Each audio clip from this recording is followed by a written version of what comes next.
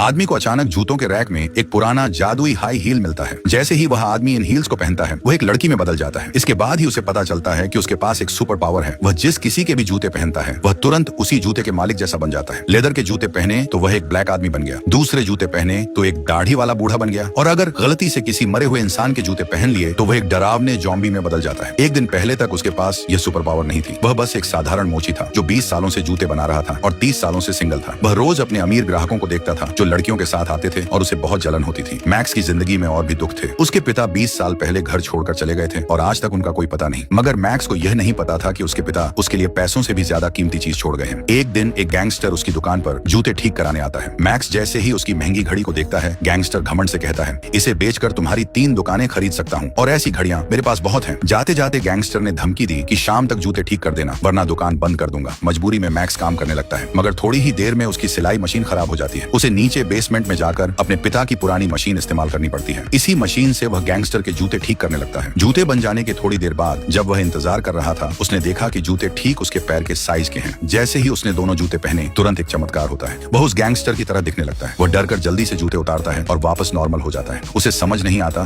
कि यह कैसे हुआ। क्या उसने कोई भूत देखा? हिम्मत करके वह दोबारा जूते पहनता है और फिर से बदल जाता है। वह शीशे में देखता है कि गैंगस्टर के सोने के दांत भी ठीक उसके मुंह में आ गए हैं। जल्द ही मैक्स को राज पता चलता है। जिस किसी जूते को उस जादुई मशीन से सिला जाता है उसे पहनने पर वह जूते के मालिक का रूप ले सकता है। यह पता लगते ही मैक्स दुकान से और भी जूते उठाता है और उन्हें उस मशीन से सिलने लगता है। अब उसकी जिंदगी रंगीन हो गई थी। वह अलग अलग ग्राहकों के जूते पहनकर उनका रूप लेने लगा। एक ब्लैक आदमी के जूते पहनकर वह रेस्टोरेंट में गया और बिना पैसे दिए वहां से भाग गया। मगर ये सब तो छोटी मोटी शरारतें थीं। रात में खुश होकर वह सोचने लगता है कि वह इस सुपर पावर से और क्या कर सकता है। दिन में जब मैक्स ने अपने एक ग्राहक की सुपर मॉडल गर्लफ्रेंड को देखा तो उसके दिमाग में एक नया आइडिया आया। उसी रात मैक्स उस लड़के के जूते पहनकर उसकी गर्लफ्रेंड के घर में घुस जाता है और उस समय वह नहा रही थी।